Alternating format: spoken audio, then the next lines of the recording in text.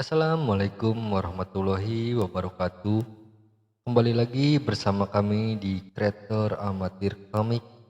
Kali ini saya akan kembali membacakan sebuah cerita yang berjudul Suara dari Hutan Kuno. Kita masuk saja ke ceritanya. Desa Kebunduka yang selama ini dikenal damai dan asri mulai diganggu oleh serangkaian kejadian aneh setelah pembangunan pabrik kayu di dekat hutan kuno. Warga awalnya mengabaikan hal-hal kecil seperti barang hilang atau suara-suara misterius. Tapi semakin lama kejadian tersebut menjadi lebih instan dan menakutkan. Arif, seorang pemuda skeptis yang baru pulang dari kota, mencoba memahami apa yang sebenarnya terjadi. Di sisi lain, di sebuah warung kopi kecil di desa, beberapa warga sedang berkumpul sambil menikmati secangkir kopi. Mereka membicarakan proyek pembangunan pabrik kayu yang sedang berlangsung di dekat hutan kuno. Aku sudah mendengar cerita-cerita tentang hutan itu sejak kecil, katanya. Tempat itu dihuni oleh para leluhur kita. Apakah tidak ada masalah dengan membangun pabrik di sana? Tanya Bu Siti dengan nada cemas. Kita butuh pekerjaan, Bu Siti. Lagi pula, mana ada bukti bahwa hutan itu benar-benar angker. Itu cuman mitos, ujar Pak Tono mencoba tenang. Betul Pak, ini abad modern, tidak ada yang namanya hantu atau roh. Ayo jangan takut pada hal-hal yang tidak bisa dibuktikan. Warga lainnya diam, tetapi beberapa dari mereka tampak ragu. Ada yang percaya pada cerita rakyat, ada juga yang skeptis seperti Arif.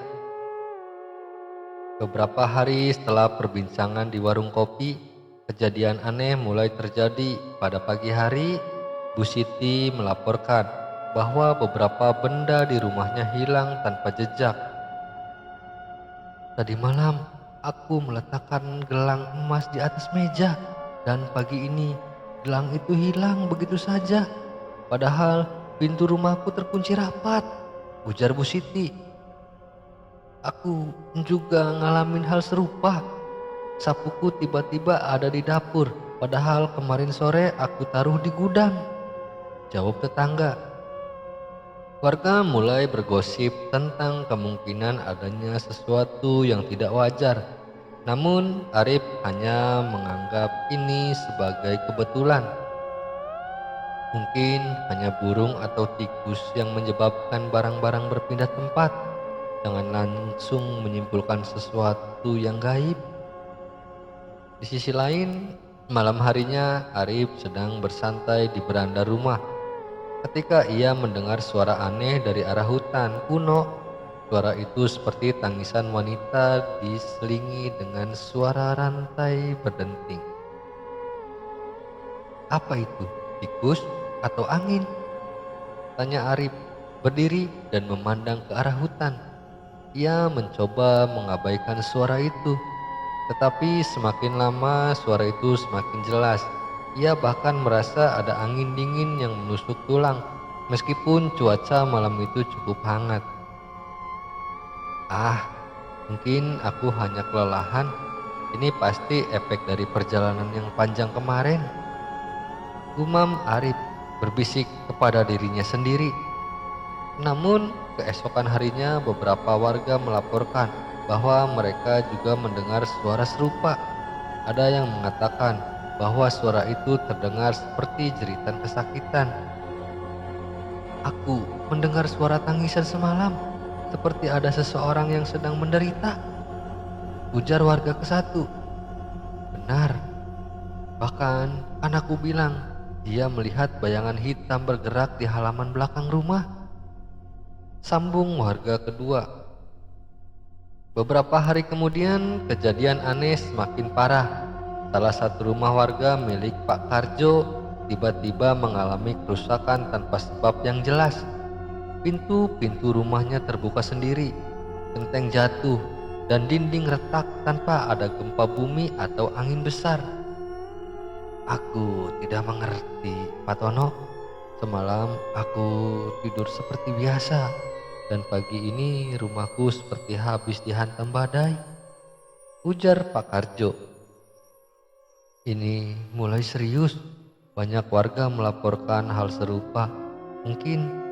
Mungkin ada hubungannya dengan hutan kuno itu, ujar Pak Tono menggeleng kepala. Keesokan harinya, Pak Tono mengumpulkan warga di balai desa untuk membahas kejadian aneh yang terjadi. Banyak warga datang dengan wajah cemas dan penuh pertanyaan. Inilah yang aku khawatirkan sejak awal. Para leluhur kita marah karena kita merusak tempat istirahat mereka, ujar Bu Siti. Kalau terus begini, kita bisa celaka. Apa yang harus kita lakukan? Tanya warga ketiga. Kita harus mencari solusi. Mungkin kita perlu bicara dengan Ki Dalang. Dia adalah orang yang paling mengerti soal hal-hal gaib di desa ini, ujar Pak Tono. Arif yang masih skeptis hanya diam dan mendengarkan. Ia tidak yakin bahwa semua ini disebabkan oleh hantu atau roh penasaran. Aku tetap tidak yakin ini ulah hantu. Mungkin ada penjelasan logis untuk semua ini, ujar Arif berbisik kepada Bu Siti. Kalau kamu ingin tahu jawabannya, ikut saja saat kami bertemu Ki Dalang nanti, jawab Bu Siti. Setelah serangkaian kejadian aneh yang mengganggu warga desa Kebunduka, ketegangan mulai meningkat. Malam itu, Arif mengalami penampakan pertama yang membuatnya tidak bisa lagi sepenuhnya menyangkal keberadaan hal-hal gaib. Sementara itu, warga lain juga mulai melaporkan pengalaman serupa, semakin memperkuat dugaan bahwa para arwah dari hutan kuno sedang marah. Malam itu, Arif sedang duduk di beranda rumahnya sambil membaca buku. Udara terasa lebih dingin dari biasanya. Meskipun tidak ada angin besar, ia mencoba fokus pada bacaannya. Tetapi suara-suara samar dari kejauhan terus mengganggunya. Kenapa malam ini begitu sunyi, tapi aneh, seperti ada sesuatu yang tidak beres, ujar Arif menggelengkan kepala. Tiba-tiba ia mendengar langkah-langkah kaki pelan dari arah halaman depan. Langkah itu terdengar seperti seseorang berjalan dengan sangat hati-hati, seolah-olah mencoba tidak terdengar. Siapa di sana? Tanya Arif, berdiri dan memandang keluar. Ia mengambil senter dari meja dan menyinarinya ke arah halaman. Namun tidak ada siapapun di sana. Hanya pohon-pohon yang bergerak pelan karena angin ringan. Mungkin hanya imajinasiku. Aku harus tidur saja, ujar Arif mencoba menenangkan diri. Namun saat ia hendak kembali masuk ke dalam rumah, ia melihat bayangan hitam tinggi bergerak di antara pepohonan di halaman belakang. Bayangan itu tampak seperti manusia, tetapi gerakannya tidak wajar, terlalu cepat dan ringan. Ada apa ini? Apa aku benar-benar melihat sesuatu? Tanya Arif gugup. Bayangan itu tiba-tiba lenyap begitu saja, meninggalkan udara dingin yang menusuk tulang. Arif merasakan bulu kuduknya berdiri. Keesokan harinya, Arif bertemu Bu Siti di warung kopi desa. Beberapa warga lain juga berkumpul untuk membicarakan kejadian aneh yang mereka alami semalam. Aku melihat sosok wanita berambut panjang di dekat sumur semalam. Matanya kosong dan dia menatapku seperti ingin mengatakan sesuatu, ujar Bu Siti dengan nada cemas. Aku juga melihat bayangan hitam di atap rumah saat aku keluar untuk memeriksa. Tidak ada siapa-siapa, sambung warga ke-1. Anakku bilang dia melihat tangan putih keluar dari dinding kamarnya. Dia langsung menangis dan tidak mau tidur sendirian, sambung warga kedua. Arif mendengarkan semua cerita itu dengan perasaan campur aduk. Ia tidak yakin apakah ini benar-benar terjadi atau hanya imajinasi masa akibat ketakutan. Mungkin ini efek dari stres kolektif. Semua orang terlalu fokus pada kejadian aneh sehingga mulai melihat hal-hal yang tidak ada. Kalau begitu, bagaimana denganmu, Nak?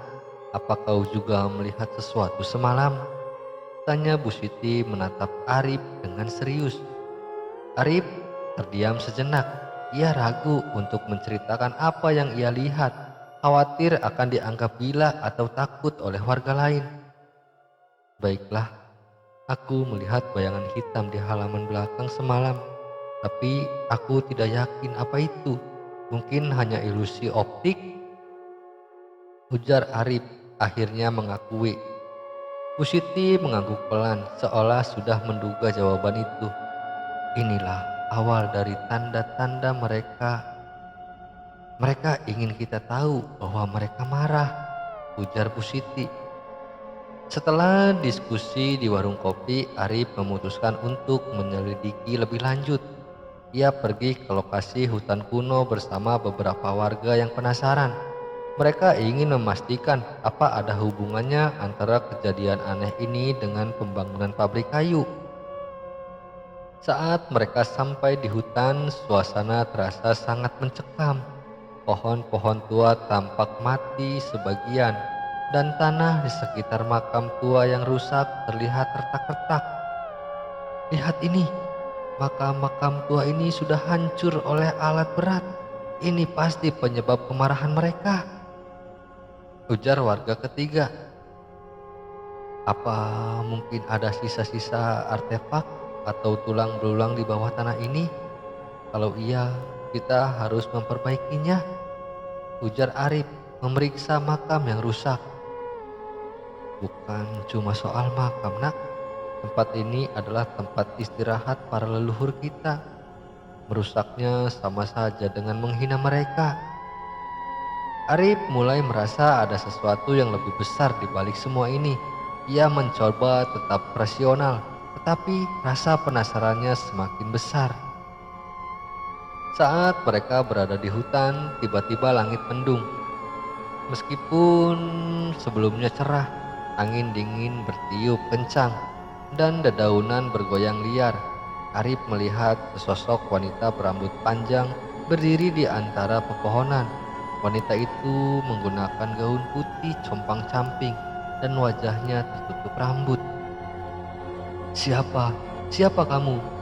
Tanya Arif tertegun. Wanita itu perlahan menoleh menunjukkan wajah pucat dengan mata kosong.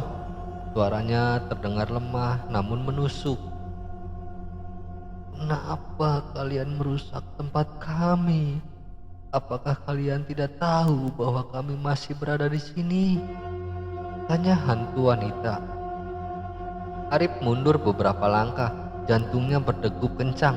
Beberapa warga lain juga melihat penampakan itu dan mulai panik. Itu dia, itu arwah yang marah, ujar warga keempat. Ya Allah, lindungi kami dari kejahatan, ujar Bu Siti berdoa. Hantu wanita itu mulai mendekati mereka, membuat udara semakin dingin. Namun sebelum ia mencapai mereka, Kidalang yang kebetulan lewat malam itu datang membawa dupa dan air doa. Wahai para leluhur, maafkanlah kesalahan kami. Kami tidak tahu bahwa ini adalah tempat istirahatmu, ujar Kidalang sembari membacakan doa. Secara ajaib, sosok wanita itu mulai memudar dan menghilang.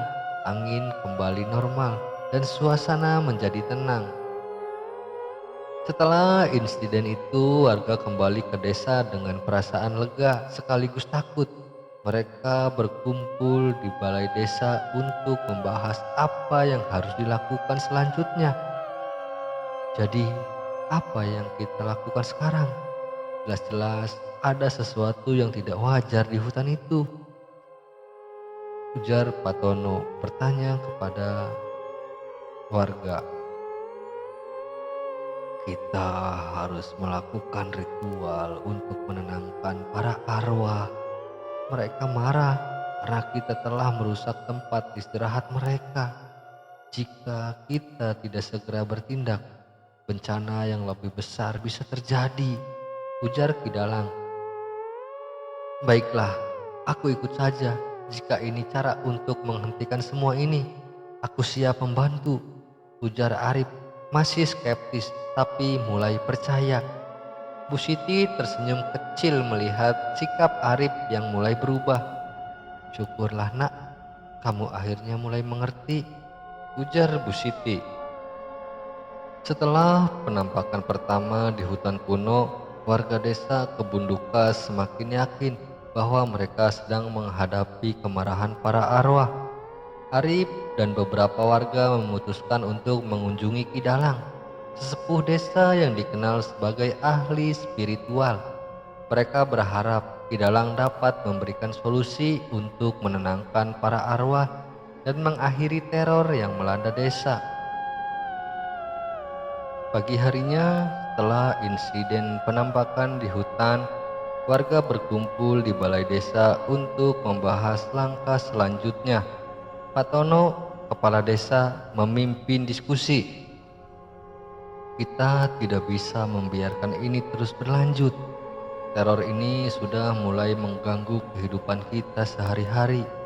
Aku pikir kita harus mencari bantuan Kidalang, ujar Patono. Betul Pak, Kidalang adalah satu-satunya orang yang tahu cara menangani hal-hal seperti ini, ujar Bu Siti. Arif yang masih berusaha tetap rasional hanya diam, namun ia merasa ada sesuatu yang tidak bisa dijelaskan dengan logika dalam kejadian-kejadian belakangan ini. Baiklah, kalau kalian semua setuju, aku akan ikut juga. Siapa tahu Kidalang punya jawaban yang masuk akal, ujar Arif akhirnya angkat bicara. Warga sepakat untuk mengunjungi Kidalang sore hari. Mereka berharap sang sesepuh bisa memberikan pencerahan. Sore itu, Arif, Bu Siti, dan beberapa warga lain berjalan menuju rumah Kidalang. Rumahnya terletak di ujung desa, dikelilingi oleh pepohonan rindang dan suasana yang tenang. Saat mereka sampai, Kidalang sedang duduk di beranda sambil membaca kitab suci. Aku sudah menunggu kalian. Aku tahu kalian akan datang, ujar Kidalang, mengangkat kepala dan tersenyum. Warga saling berpandangan, terkejut dengan pernyataan Kidalang. Arif mencoba tetap tenang meskipun hatinya sedikit bergidik. Bagaimana Anda tahu kami akan datang, Ki? Tanya Arif hati-hati. Ada energi yang tidak biasa di desa kita akhir-akhir ini. Aku bisa merasakannya. Sekarang ceritakan apa yang terjadi, ujar Kidalang. Warga mulai menceritakan serangkaian kejadian aneh yang mereka alami, mulai dari barang hilang, suara-suara misterius, hingga penampakan di hutan kuno. Bu Siti menjelaskan dengan detail tentang pembangunan pabrik kayu yang merusak hutan kuno. Ki, kami tidak tahu lagi apa yang harus dilakukan. Para leluhur marah karena kami merusak tempat istirahat mereka.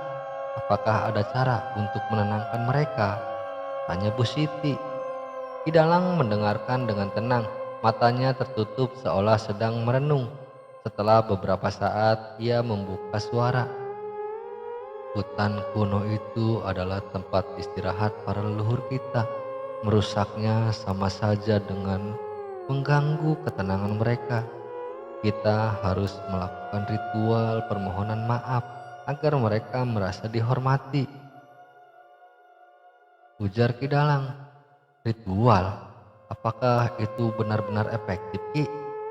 Bukankah lebih baik kita memperbaiki kerusakan secara fisik saja? Tanya Arif masih skeptis. Tidak cukup, nak. Kerusakan fisik hanya sebagian kecil dari masalah ini. Yang lebih penting adalah niat tulus kita untuk meminta maaf dan menghormati para leluhur. Jika kita melakukannya dengan hati bersih, mereka akan mendengar. Jawab Ki Dalang. Ki Dalang menjelaskan bahwa ritual harus dilakukan di lokasi hutan kuno, tepat di area makam tua yang telah dirusak. Ia meminta warga untuk menyiapkan beberapa hal.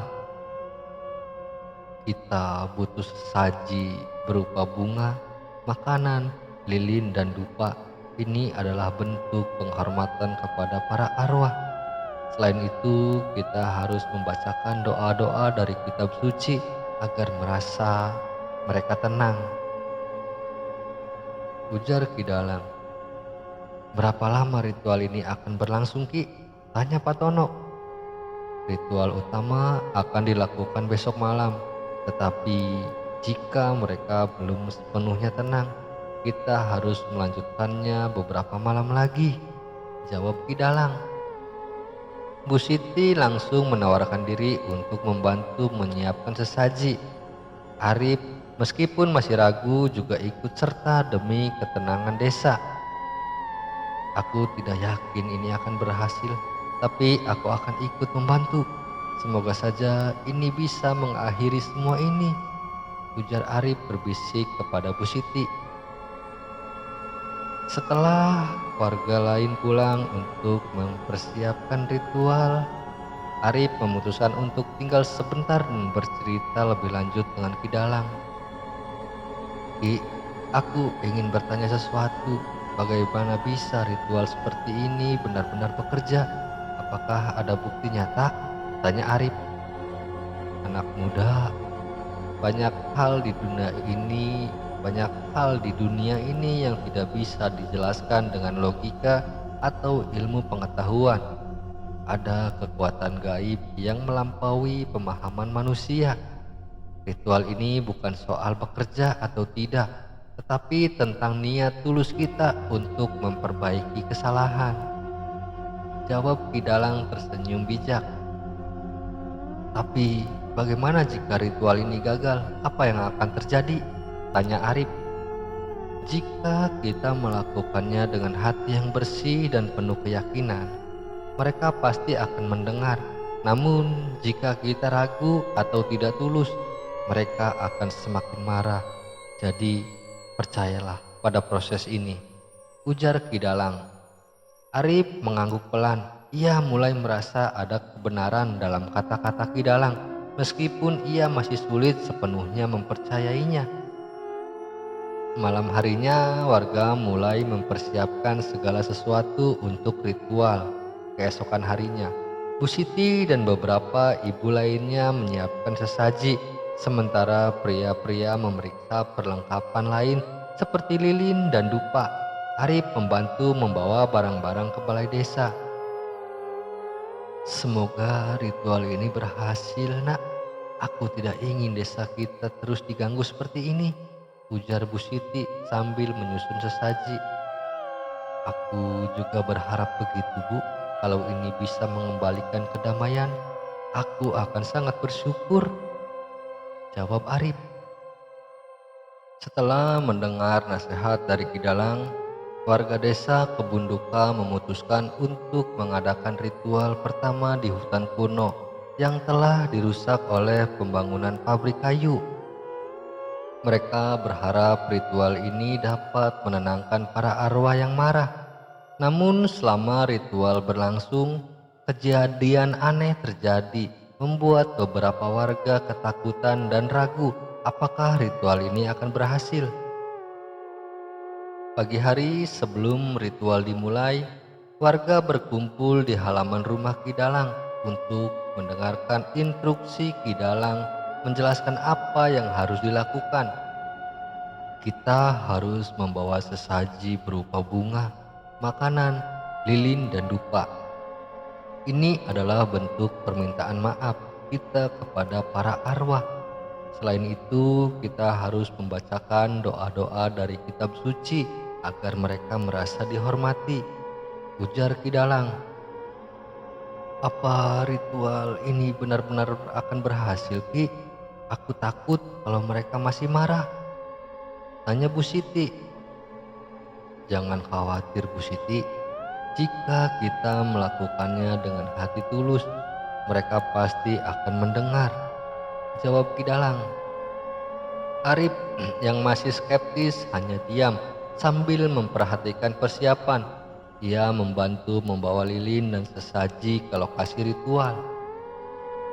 Warga berjalan bersama menuju hutan kuno. Suasana sangat sunyi. Hanya ada suara langkah kaki dan dedaunan yang bergesekan dengan angin. Udara terasa dingin meskipun matahari bersinar terang. Kenapa aku merasa tidak enak ya, Bu? Seperti ada sesuatu yang mengamati kita. Tanya Arif berbisik pada Bu Siti. Itu karena kita sedang memasuki wilayah mereka, Nak. Tetap tenang dan jangan bicara sembarangan. Jawab Bu Siti. Saat mereka sampai di lokasi makam tua yang rusak, Kidalang meminta semua orang untuk duduk melingkar. Ia mulai menata sesaji di tengah lingkaran. Kidalang memimpin ritual dengan membacakan ayat-ayat suci Al-Quran. Warga lainnya mengikuti dengan membaca doa secara pelan-pelan. Udara di sekitar terasa lebih dingin dan suasana menjadi mencekam. Ya Allah, kami memohon ampunan atas kesalahan kami. Kami telah merusak tempat istirahat para leluhur kami. Kami berjanji untuk tidak mengulangi kesalahan ini lagi. Tenangkanlah mereka ya Allah, ujar Kidalang. Tiba-tiba angin kencang bertiup tanpa peringatan, menyebabkan lilin-lilin yang dinyalakan mati satu persatu. Beberapa warga mulai panik. Ada apa ini? Apakah ritual kita salah? Tanya warga ke satu. Tetap tenang saudara-saudara, ini adalah reaksi mereka. Teruskan doa kita. Jawab Kidalang tenang. Arif melihat bayangan hitam bergerak di antara pepohonan. Matanya membelalak, tapi ia mencoba tetap tenang. Ia membaca ayat kursi dengan suara lantang. Allah, tidak ada Tuhan selain Dia yang hidup kekal lagi, terus menerus mengurus makhluknya, ujar Arif sambil terbata. Saat Arif membaca ayat kursi, suara jeritan melengking terdengar dari kejauhan. Suara itu seperti tangisan wanita yang penuh kemarahan dan kesedihan. Beberapa warga mulai mundur, takut melanjutkan ritual. Aku tidak bisa melanjutkan ini, terlalu seram. Aku tidak bisa melanjutkan ini, terlalu seram, ujar warga kedua. Jangan takut, kita sudah berjanji untuk menyelesaikan ritual ini. Jika kita mundur sekarang, mereka akan semakin marah, ujar Bu Siti menenangkan warga. Kidalang melanjutkan ritual dengan tenang. Ia membakar dupa dan membacakan mantra spiritual untuk menenangkan para arwah.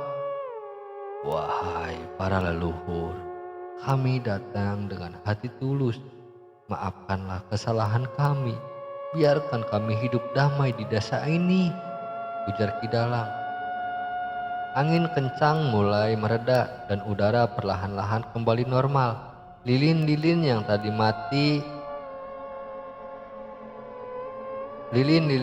mati tadi menyala kembali tanpa ada yang menyentuhnya.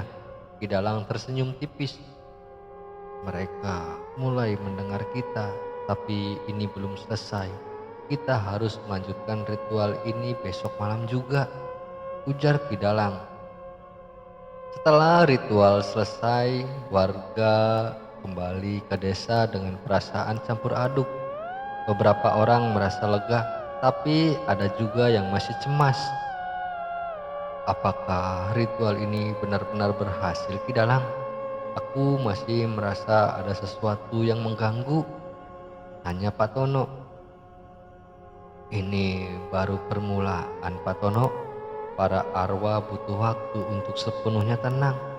Kita harus sabar dan terus berdoa, jawab Kidalang. Aku tidak yakin ini hanya kebetulan. Ada sesuatu yang lebih besar di balik semua ini, ujar Arif berpikir keras. Bu Siti menepuk pundak Arif dengan lembut. Kamu mulai percaya sekarang, nak? Tanya Bu Siti. Mungkin aku harus mulai belajar lebih banyak tentang hal-hal gaib ini, Bu, jawab Arif tersenyum kecil. Dan cerita pun bersambung. Kita akan lanjutkan ke part selanjutnya, masih di Kreator Amatir Komik. Terima kasih untuk teman-teman semua yang sudah mendengarkan cerita ini. Mohon maaf apabila ada kata-kata yang berulang-ulang atau ada bacaan yang tidak jelas didengar. Seperti biasa, saya mohon dukungannya kepada teman-teman semua untuk membantu mengembangkan channel ini dengan cara klik subscribe, like, komen, dan juga share ke media sosial teman-teman semua. Sekali lagi saya ucapkan banyak-banyak terima kasih. Wabillahi taufiq wal hidayah. Wassalamualaikum warahmatullahi wabarakatuh.